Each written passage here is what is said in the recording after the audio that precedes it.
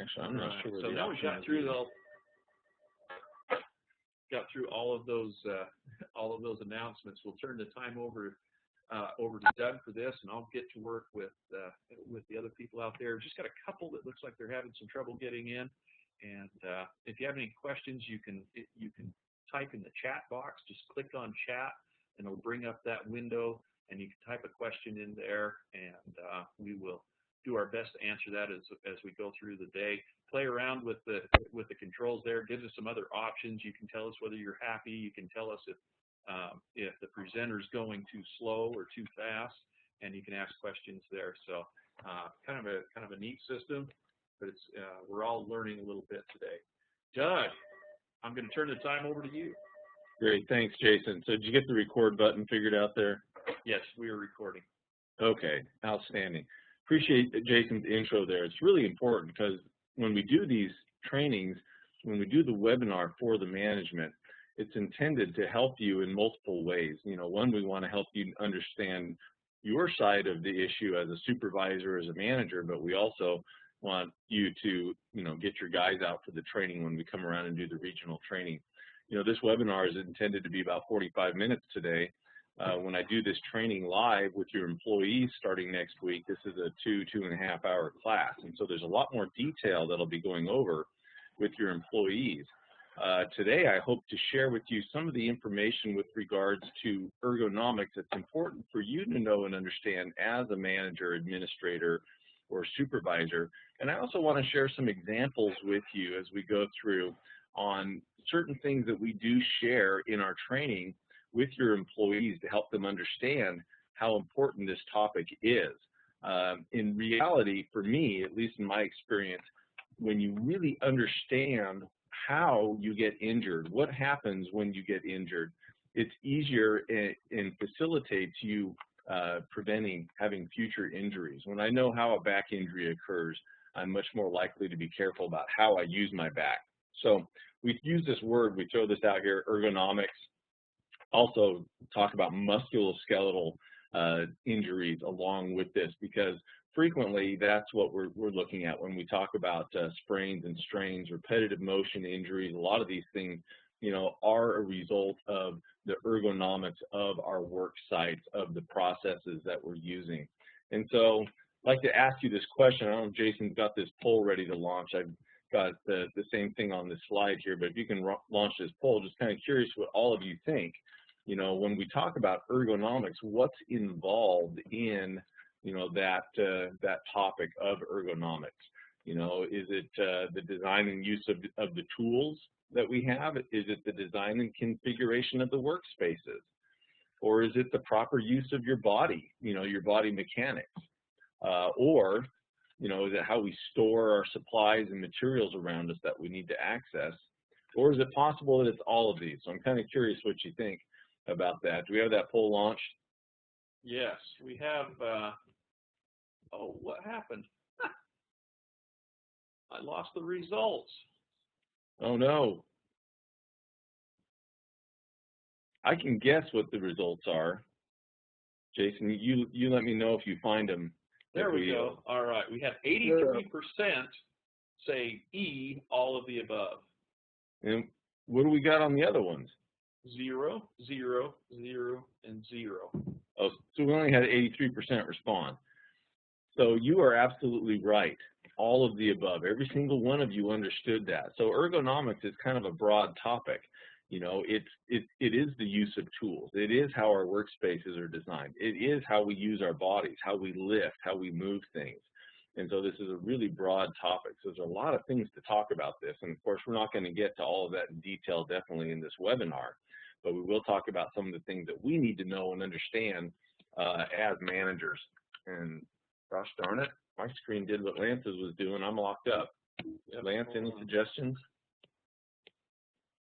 I think I have to close the poll out. There we go. Okay, so, you got to close the poll. So ergonomics, of course, is the study of people and their work, how their bodies, you know, do the work that they're doing specifically. You know, we say study of people, you know, but really it has a lot to do with the mechanics and the physiology of our bodies. You know, we have very specific characteristics of our bodies. If we think about our body as a tool that we use, you know, it does certain things mechanically.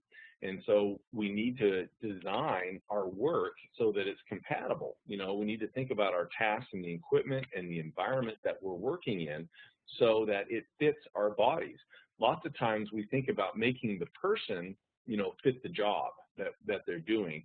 And in reality, we need to kind of think about that the other way around. How do we make the job fit the person? You know, so that we're designing the system so that we can be successful. When we do this, we're not only helping prevent injuries, but we should also be more efficient in how we get our work done. You know, when we're taking that human factor into designing or engineering our processes, our facilities, and how we do our work. So it's a real mix of the anatomy of the body, the physiology of how it works, and there's some psychology associated in ergonomics as well that's very important to understand. For managers and supervisors, of course, we want to understand how to prevent injuries.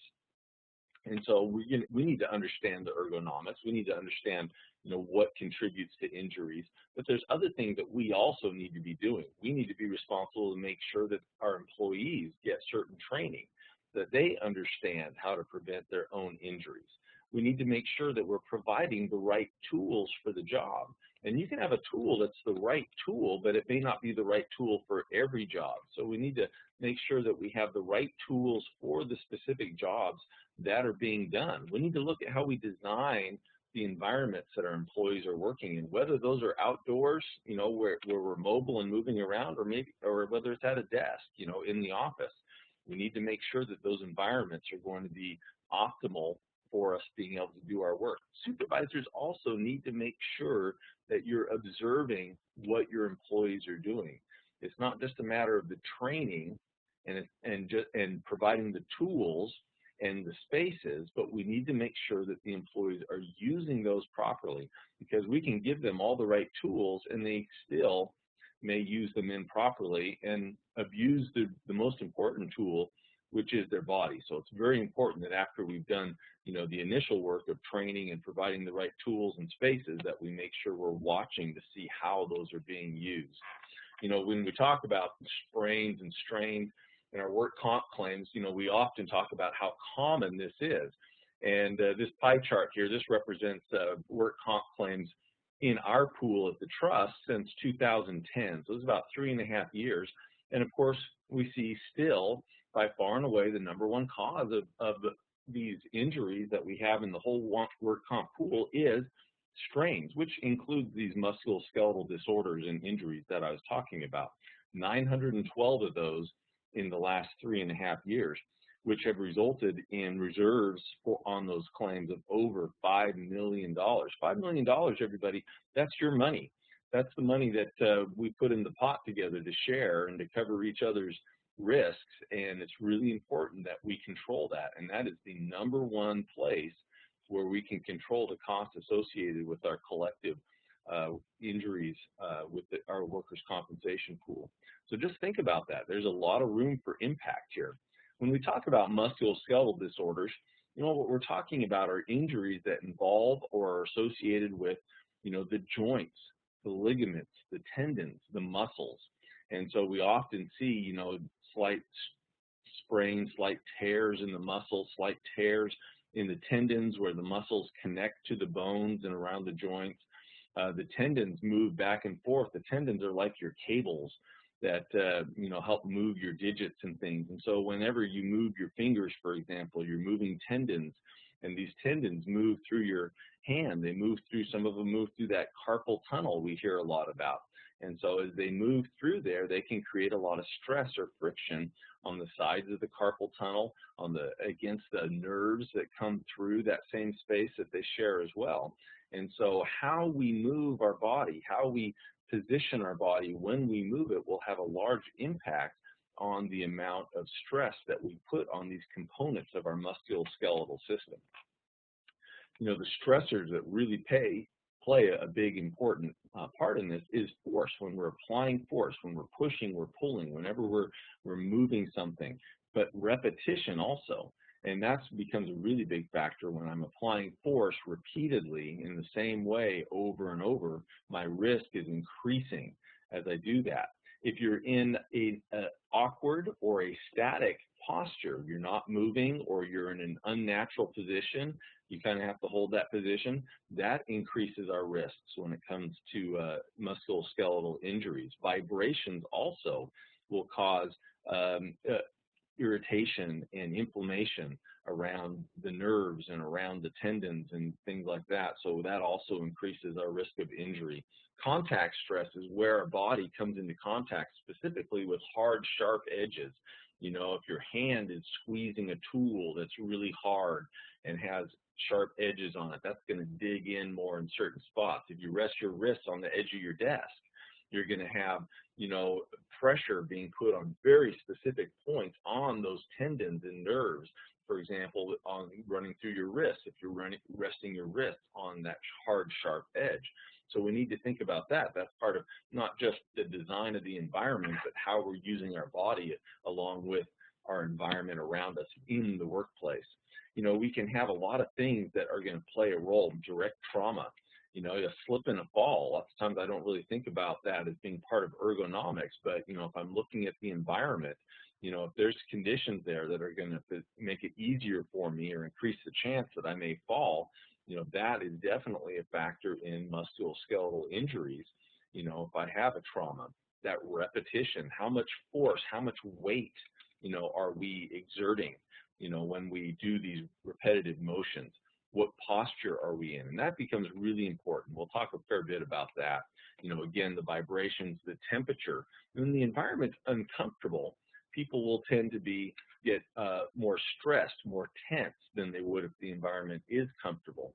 And so extreme temperatures, if it's really hot or really cold, you know, that can increase the chance of people having an injury. There's other things that we have maybe a little less control over, you know, low strength ratios. Most of us are all right-handed or left-handed. A few of us, I guess, are ambidextrous, but we tend to usually have one side that we favor. And that, you know, low strength ratio will often cause us to be out of a normal posture because we'll be favoring one side. There's anthropometry. Now, there's a big word for you, which basically refers to the relationship of the size of the different parts of our body. So, you know, what's the distance between each of your joints? How long are your fingers? How big is your hand? How long are your arms, your forearms, your upper arm? How long are your legs? All of these different measurements affect what is going to be a good work environment for the individual. And as you know, that's going to be different for every single person.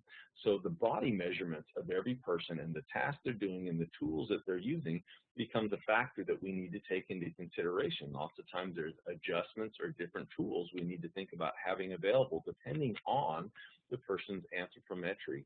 Someone's gender also plays a role in this. In many musculoskeletal disorders, women are much more likely to develop, and a lot of it has to do with hormones and types of hormones. Age also plays a factor. Again, these things we don't have a lot of control over, but we do need to take those into consideration because they change the risk factors. Degenerative diseases as we age. And of course we see, you know, some of these we have high control over and some we have low control over. But even with the ones we have low control, we need to factor that in to how much care we give to addressing these hazards in the workplace with regards to ergonomics and the chance of musculoskeletal injuries in the workplace. So what are some of the things that we can do to prevent these injuries? You know, we don't have the same person doing the same job all day long over and over. We want to shake things up. We want to give people the opportunity to do different things. Rotate jobs, alternate tasks so that we're not subjected to the same motions and the same vibrations for long periods of time. We want to vary that physical activity. And this is whether you're out filling potholes, whether you're out cleaning the sewer system, or whether you're sitting at a desk answering phones and doing the accounts payable. You know, you need to have some variance in what you're doing. Getting up, changing your position, moving around from time to time is very important. And how tired we get also plays a big factor too. When you are tired, when your body's fatigued, again, the risk of injury increases. So allowing for recovery time, allowing for time to take a break and recover from physical activity will help us also avoid some of these injuries as well. It's really important that we look at this topic. We have to understand that the body is going to work best in certain positions and certain postures. And when I mean best, I mean less likely to cause injury to itself. And so we need to think about this, these measurements, when we talk about the anthropometry, that's going to be different on each person. The height of a table, if you have to work at a table standing for long periods of time, the height of that table is going to be very important to that person, whether they're forced to bend forward to reach down to the table, or whether they have to, reach up to the table. Are they looking down for long periods of time? We need to think about that. Our body needs to be able to move within this optimal motion range. And usually it's going to involve not going to the extremes of our range of motion on any of our joints. For example, here, someone sitting at a desk doing some administrative work. They're working with the computer and the phone. Every part of their body needs to be taken into consideration. How do they hold their head? If their monitor's too low, they may hang their head forward too far. That's going to create a lot of stress along the back of the neck and in between the shoulder blades and the upper back. The posture of the shoulders, right down to the elbow and the wrists. And that's a real important one for someone doing this kind of work, is being able to keep those wrists fairly straight. We don't want to be bending that wrist up or down, especially as we move our fingers. Because remember, as we move our fingers and those ligaments are pulling through the carpal tunnel, that becomes an issue. If I bend my wrists all the way down or all the way up while I'm moving my fingers, those ligaments will create more contact stress inside that carpal tunnel, against the sides of the carpal tunnel, against the nerves in there, which will, add to the chance of getting a musculoskeletal injury, such as the carpal tunnel syndrome. So it's important that we try and maintain what I like to call these neutral positions or neutral postures, where we try to keep our range of motion in, the center range, where we are close to the ideal posture as much as possible. The chair height is important. You need to have your legs supported, but your legs also need to be supported on your feet. You can't have all the weight on your feet, and you can't have all the weight on your legs. So being able to adjust that chair height, being able to adjust your table height, where your keyboard is, the height of your monitor, all of these things will affect the posture that this person is able to maintain while they're doing their work through the day. So it's important that we take a look at these things. And this person doesn't want to sit even in this good posture all day long. They need to still be able to get up and move around and change their position, ideally. So that's one example. There's certain postures that we want to avoid. When we do this training with your employees next week, we'll go into these in a lot more detail. But, if you go out as a manager, as a supervisor, and you're observing your employees doing their work, it's really important to look for some of these postures being used, because these will increase your employee's chance of injury. And so let me show you what these look like. The wash rag, this is where you think about, you're twisting a rag with your two hands. So you're rotating your one hand forward and your other hand backwards to wring the water out of a rag. Now, whether this is a two-handed motion where you're actually wringing a rag, or whether it's the same motion turning a screwdriver with just one hand, or turning a knob to adjust, a setting on a piece of machinery or something like that. Just think about that rotating motion of the wrist there, either forwards or backwards. This motion, where it's moving to that extreme of the range of motion of your wrist, puts that person at much greater risk of a musculoskeletal injury, where they may, get some micro tears in the tendons or cause some other injury in there. So that's one to look for.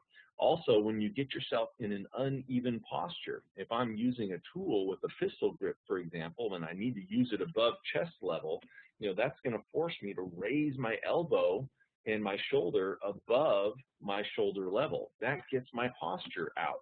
It's going to cause me to crane my head in probably to one side, to pull my shoulder in on one side high and low on the other side. Probably going to get my body won't be standing up straight. I'm going to be leaning to one side. So I get out of a natural neutral posture in order to be able to use this tool where I need to use it. A different tool that does the same thing with a different kind of grip will allow me to not have to get my body in this unnatural position. You know, if I have to reach up for something with one side, again, I'm going to twist my body. I'm going to lean forward. My shoulders aren't going to be even. And maybe just doing that once isn't going to hurt me too much, but if I'm doing this repeatedly, or if I'm having to hold a position like this for a long period of time, that puts stresses on my musculoskeletal system that it's not exactly designed to do over long periods of time or with repetitive motions. The hungry head, they call this one, where you have to kind of bend over and crane your head around to see up underneath something that's below your head height. And if you can think about it, the anthropometry comes into play here as well. Someone who is shorter, you know, could probably look at this exact same task without having to bend their body around and crane their head around to see something.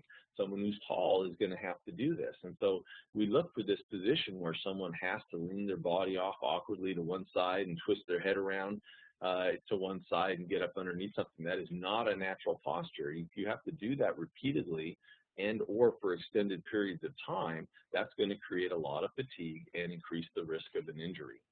You know, this one is really clear. You know, we think about just proper lifting, you know, not bending at the waist. And lots of times, because of the waist, things are designed where we're working, you know, you may have to bend at the waist to reach over a wall or into a barrel or something to reach things, and there's no option to bend your knees to get in there unless we find a tool or something that helps us collect what we're bending over to reach instead of bending at the waist. So that's another one to watch for if your people have to do that kind of a motion frequently, or if they choose to do that bending at the waist frequently. That's something we really need to address.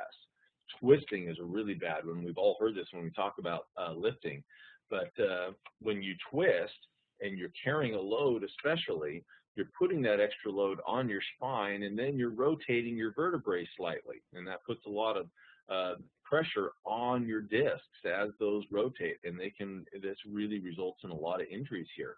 You know, we tell employees they need to face, you know, the load, and they need to turn with their feet, but it really seems that it's quicker and easier just to pivot, make that one motion, turning at the waist to grab something and then twist and set it down on the other side.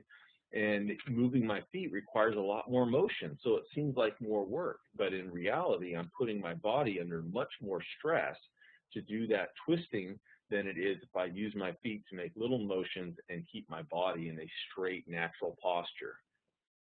Horizontal distances, you know, the farther out you have to reach for something, we all know that that increases the stress that it puts on your body. This is the principle of leverage. When I hold something far away from me, then that becomes much heavier for me. It's going to put a lot more stress on my frame when I have to hold something far away from me, whether it's to pick it up or to empty it out. And so look for these situations where people are having to hold things out away from their body. We want to, whenever we have to carry or hold a load, it needs to be up close to our body. We shouldn't be reaching out to pick things up or to empty things. We also want to think about vibrations. We've mentioned this already, but there's lots of ways to deal with the vibration, the design of the tool, the design of the grip on the tool, the PPE that we use to hold the tool. All these things can reduce vibrations to the body. And of course, the big one is, how long do we expose ourselves to the vibration? If I'm going to be using a tool that requires me, you know, to hold on to this vibrating tool for a long period of time, I need to make sure that I take frequent breaks, or even better, rotate that task out to somebody else so the same person isn't being exposed to that same vibration all day long. Contact stress, I mentioned this, but look around in your work areas. Where are there places where it's really common to have your body come into contact with hard, sharp corners, especially where it's the same part of your body going to be touching that same type of surface repeatedly? Tools are the same way. I mentioned the handles on a tool. You know, you have one tool with a hard handle that has sharp edges on it, and when I squeeze that, those edges are going to dig into just very specific points on my fingers and on my hand, whereas another tool with larger, rounded, padded handle is going to distribute that pressure more evenly around the surface where I'm squeezing that tool, and be much less likely to result in an injury over time. So again, take a look at those tools. I talked about the pistol grip tool versus like a screwdriver tool. Both these tools do the same thing. You can have power screwdrivers, but I'm going to use them in different situations depending on the position, whether I'm working above my head or below my head. You know, I want to make sure that I can hold that tool with my wrist straight and not have to crane my arm up over my shoulder in order to use that tool inappropriately. Using either one of these tools in the opposite situation is going to cause us to have to bend our wrist towards the outer edge of its range of motion, which increases the risk of an injury. When we do these trainings, you know, we spend a bit of time talking about back injuries because that is one of the big causes of our injuries in the workplace, our back injuries. You know, but they go right along with all these musculoskeletal disorders that we're talking about. The thing that's really important to understand is that when we're young, these things don't impact us so much. You know, we'll go right along and we can work all day long doing things, you know, in an improper fashion, and it doesn't seem to bother us too much. But then a few years down the road, it does, because the damage that we, you know, impose upon our body, this magnificent tool that we have, as we go through the years, that damage accumulates. You know, it's not like it just kind of goes away. And so if I've been using my back inappropriately for years, maybe when I'm in my 20s, it's okay.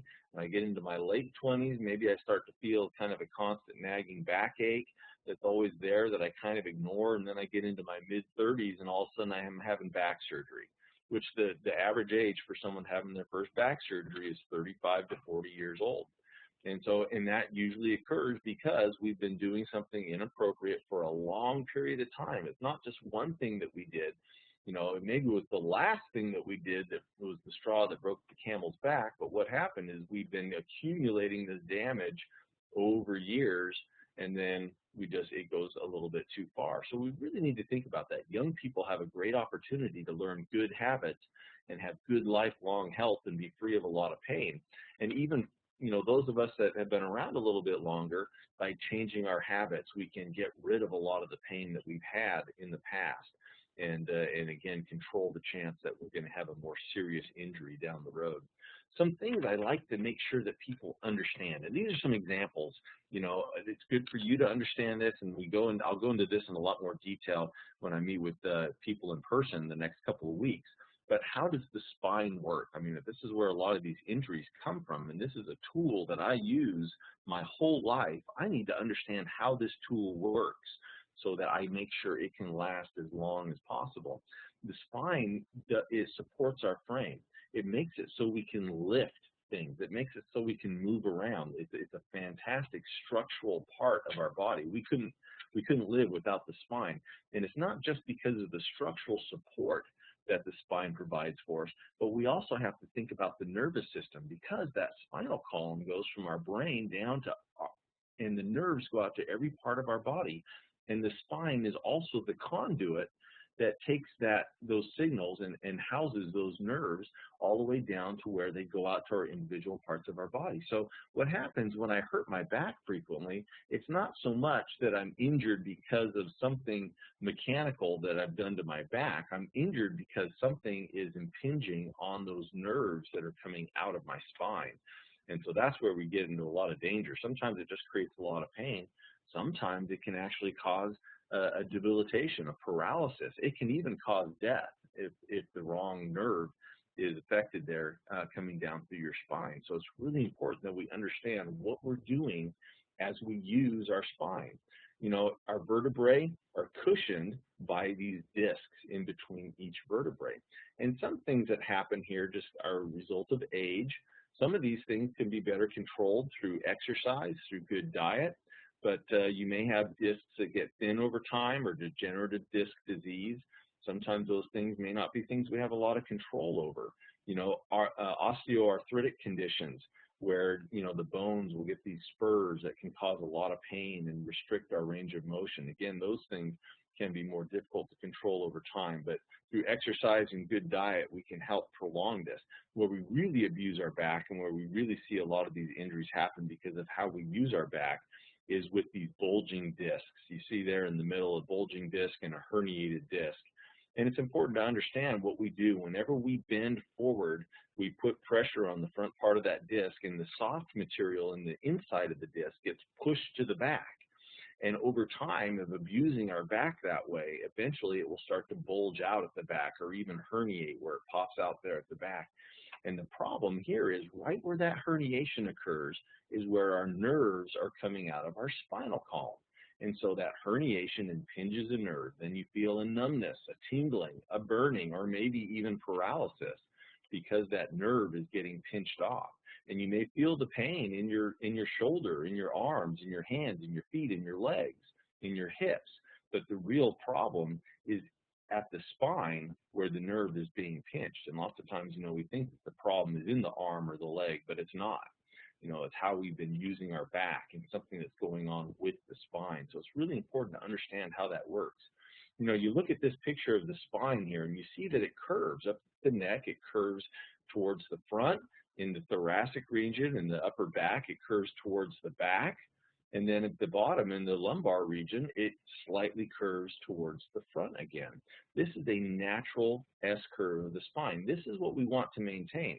When we push our body out of this natural position, then we start abusing the structure. We start abusing those discs. So if I hang my head forward, I change that curve of the neck. Well, the neck is designed to optimally support the head vertical up like this with that slight curve in there. If I hang my head forward, then I put too much weight on one side of the vertebrae and the corresponding discs than what's natural for it.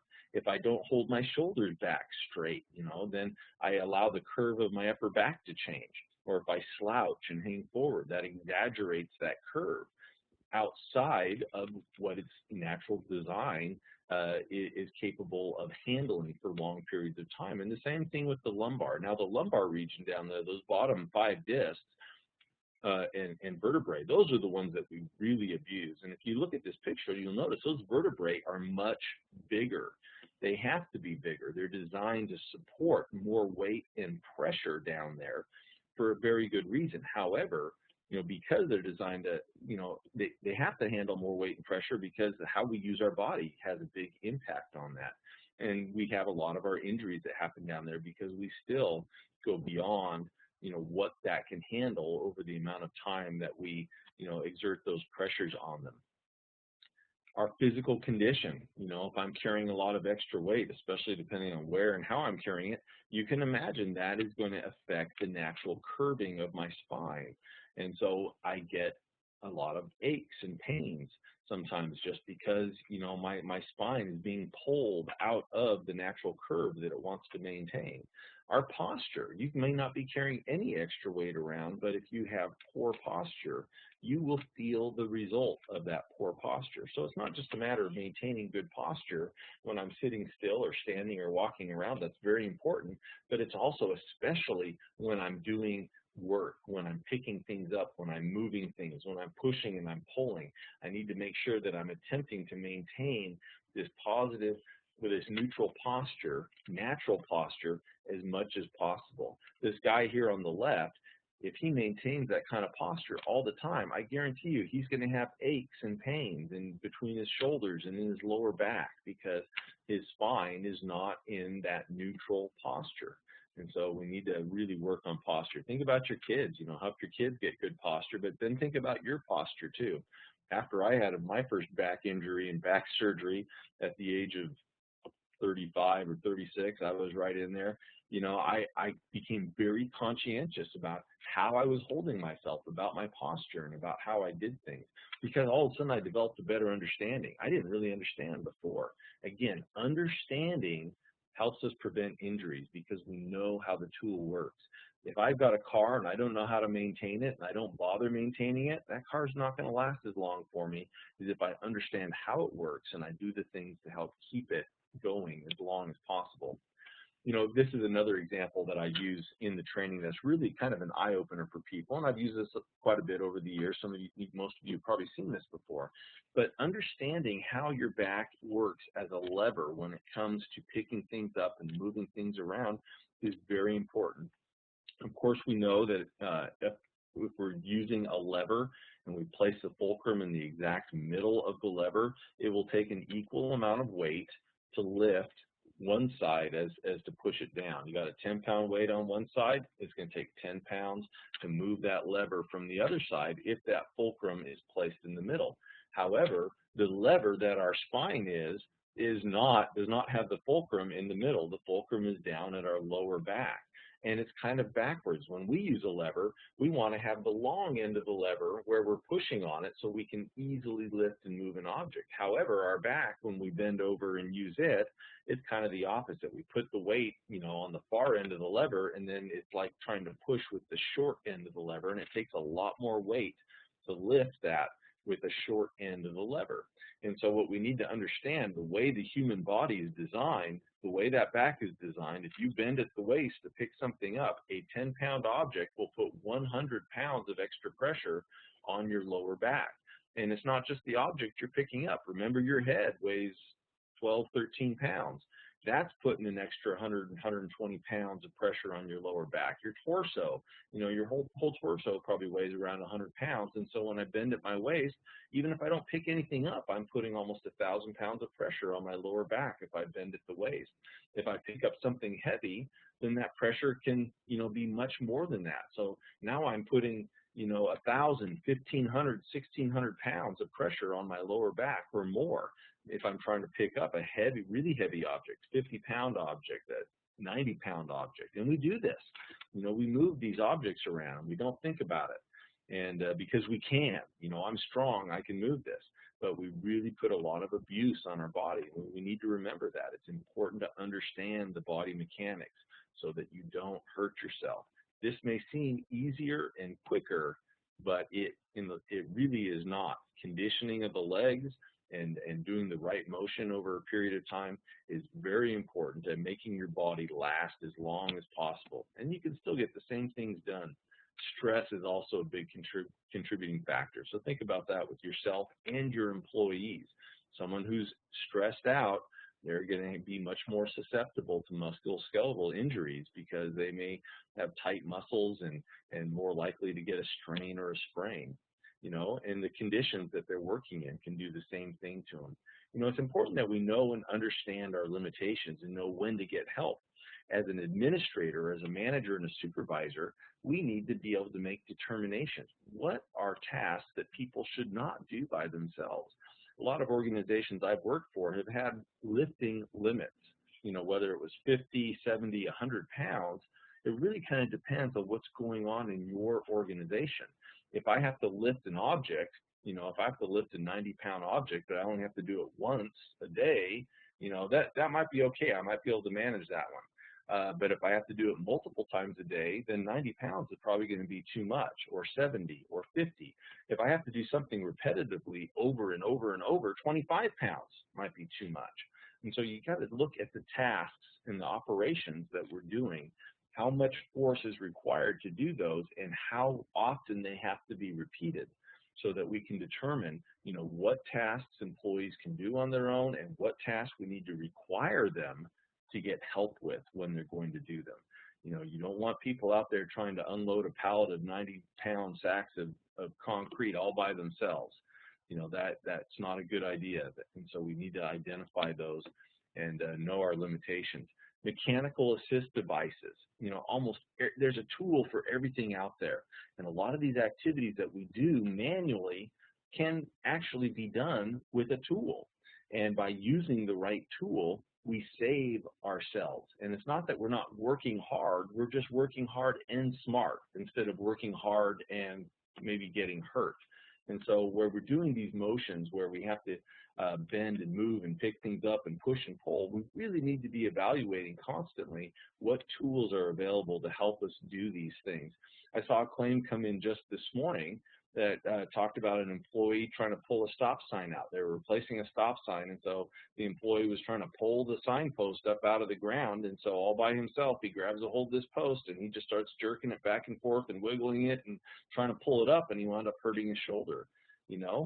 Should he have help trying to do that? Is there a tool that can help extract that pole from the ground? That's really what we need to be looking at instead of just always jumping in and trying to muscle our way through everything. We need to make sure we're doing this smart, because an injury is going to have a long-term impact, on that person's health and well-being and what kind of work they can do in the long run as well. And we want to maintain that and be able to have that person have their body usable, for their whole life.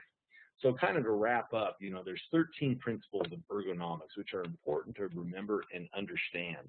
Warming up before physical activities. Athletes do it, and it's important that we do it too. I was talking to one of our police chiefs recently, and I was saying, do you do any kind of a warm-up activity before you do training that's involving physical activity?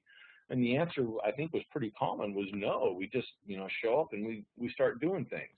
And, we really need to get our body warmed up. If we warm up our muscles before we go to work, we're less likely to injure them.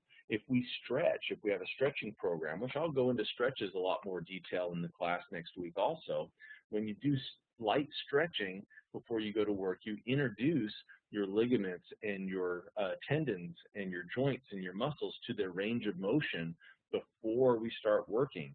That helps prevent them from getting injured.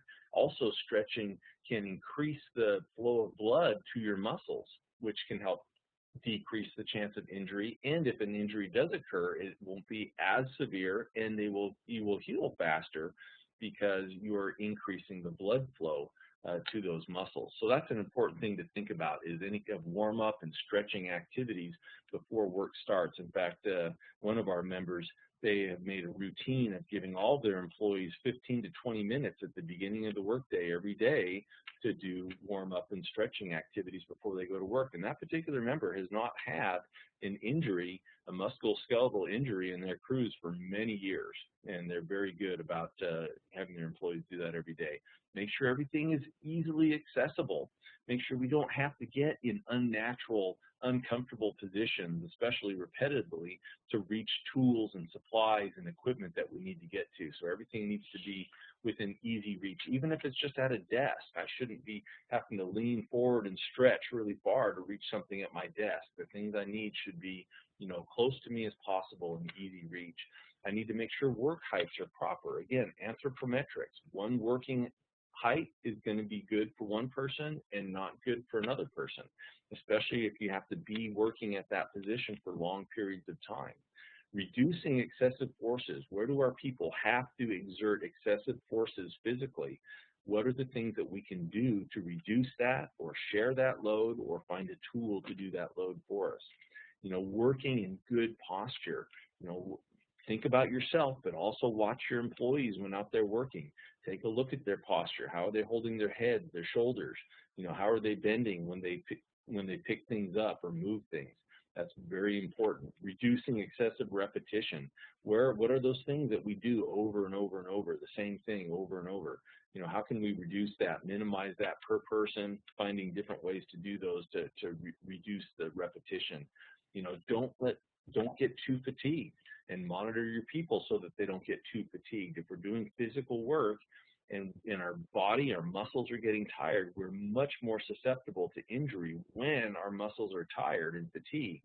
So we need to allow for recovery time, mini breaks to help recover from the physical exertion. We need to minimize those contact pressure points. We need to make sure that we can change up our posture from time to time. Even if we're in good posture, it has to change. It can't stay exactly the same all day long. We need to be able to have clearance and access, especially in storage areas. A lot of injuries happen climbing over stuff, trying to reach something. We need to have good clearance and access to what we have to get at.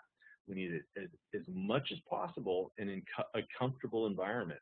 The more uncomfortable a situation is, again, the more likely we are to sustain an injury. We need to make sure our people understand how their processes work and how their body works. For me, when I really learned how my spine worked and how my back worked, it changed the way I did everything. And I thought about it because I understood it. And if I bend it in a certain way, it would register with me what my spine was doing. And it would really help me to do things in a proper way to help maintain my spine health. And so we need to do that. We need to make sure we have clarity and understanding.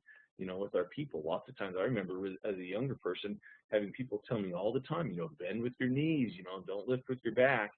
But I didn't really understand why. We got to make sure people understand why. What is it doing to your body and what are the consequences? You know, being organized. We always say, you know, we walk into a shop, a clean shop is a safe shop, and I don't care what the workspace is. Nobody look at my desk, please.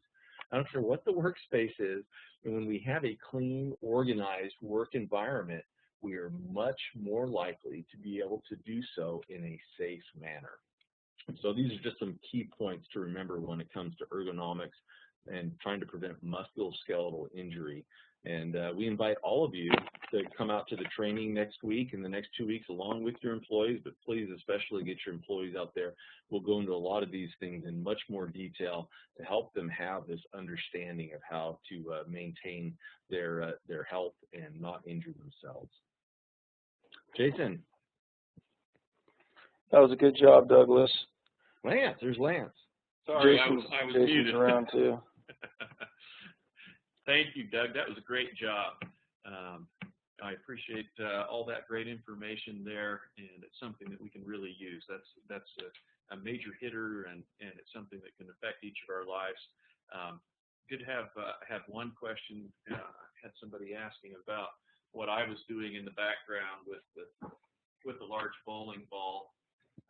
This is a demo we use in the on-site training, where we can demonstrate how your work position can put stress on your neck and back and really throughout your whole body. This is a demonstration of what your head is. It's kind of hard to show in this. Your head weighs, you know, anywhere from 8 to Lance a lot heavier. You have That's hilarious. Funny. He's got a lot going on up there. So your head is heavy. Think about your work position. Doug talked about this, but this is kind of a nice demonstration to show people. People can easily hold up this bowling ball, even though it's heavy, in this vertical position. But as your work position, as you start bending your head forward, you realize it puts a lot of pressure on your hands and up all the way through your shoulders. Imagine what that does to your head as you and your neck and all on through your back, what it does to your muscles and everything, putting that much stress on there. So that's what I was messing around with back there. Lance, did you have any other questions that came in? No, there weren't any other questions. We're in good shape. All right. Well, thank you very much. Doug, final word? That's it. We'll see you next week. All right. Thanks, everybody. Have a safe day out there.